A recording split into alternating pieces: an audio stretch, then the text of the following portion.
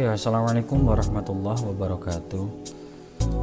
Saya Heri Setiawan, kelas A21, NIM 22811311050. Saya akan menyampaikan dari mana tugas mata kuliah Cirebon Study tentang kesenian dan tradisi khas daripada Cirebon.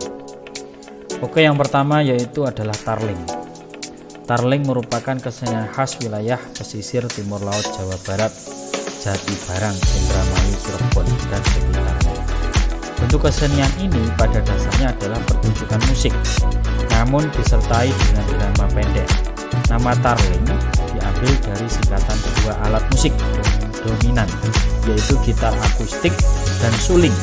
Selain kedua instrumen ini, terdapat pula sejumlah perkusi saron, kempul, dan gong. Untuk kesenian yang kedua yaitu sintren. Sintren adalah salah satu tradisi lama rakyat pesisir pantai utara atau Pantura, Jawa Barat. Tepatnya di Cirebon adalah sintren. Kesenian ini menjadi sebuah pertunjukan langka bahkan di daerah kelahiran sintren sendiri. Sintren dalam perkembangannya paling-paling hanya dapat dinikmati setiap setahun sekali. Pada upacara-upacara kelautan selain nadran atau pada hajatan-hajatan orang Bidian. Berdasarkan keterangan dari berbagai sumber, seniman tradisi Cirebon, sintren dimulai dikenal pada awal tahun 1940-an. Nama sintren sendiri tidak jelas berasal dari mana. Namun katanya sintren adalah nama penari yang masih gadis yang menjadi santring dalam pertunjukan ini. Yang keempat ialah tari topeng. Tari topeng adalah salah satu tarian tradisional yang di Cirebon.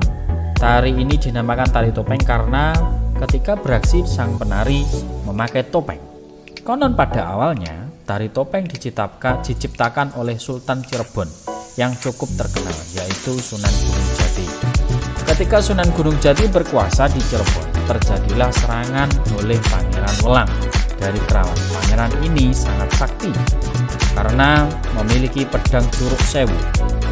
Melihat kesaktian sang pangeran tersebut, Sunan Gunung Jati tidak bisa menandingi walaupun telah dibantu oleh Sunan Kalijaga dan Pangeran Cakrabana.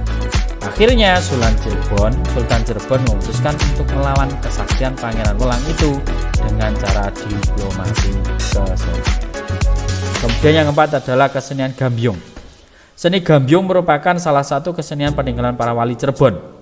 Seni ini merupakan pengembangan dari kesenian terbang yang hidup di lingkungan pesantren.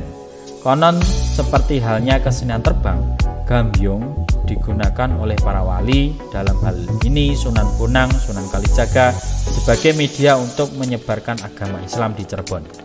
Kesenian Gambyong ini biasa dipertunjukkan pada upacara-upacara kegiatan agama Islam seperti peringatan Maulid Nabi, Rajaban, dan kegiatan Satu Syuro yang digelar di sekitar tempat ibadah. Untuk pastinya kapan kesenian ini mulai berkembang di Cirebon tidak ada yang tahu. Yang jelas kesenian Gambyong muncul di daerah Cirebon setelah kesenian terbang hidup cukup lama di daerah tersebut. Gambyong merupakan jenis musik ensemble yang didominasi oleh alat musik yang disebut waditra. Meskipun demikian, di lapangan ditemukan beberapa kesenian Gambyong yang tidak menggunakan waditra trompet.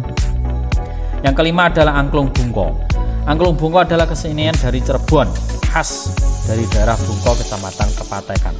Waditra yang digunakan adalah gendang tutukan, lenong, dan gong. Sebenarnya musik ini merupakan musik dan tarian perang, baca tawuran antar warga desa pada masa awal Islam. Bungko merupakan sebuah desa yang terletak di pinggir pantai. Sebagian besar masyarakatnya bermata pencarian nelayan. Dari desa itulah angklung bungko lahir.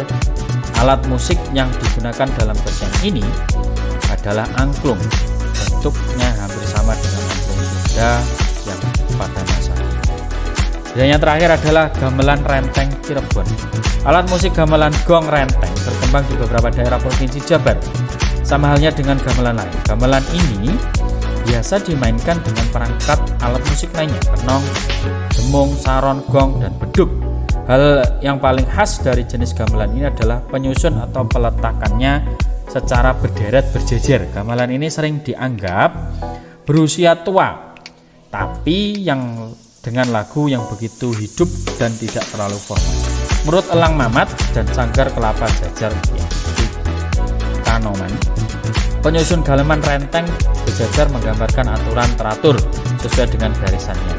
Angka jumlah instrumen yang digunakan dalam jumlah-jumlah berkaitan dengan Islam, 14 gamelan, 5 buah, beserta 2 gong. Angka tersebut menggambarkan 7 hari 7 malam sholat 5 waktu dan 1 syahadat tauhid plus 1 syahadat Rasulullah.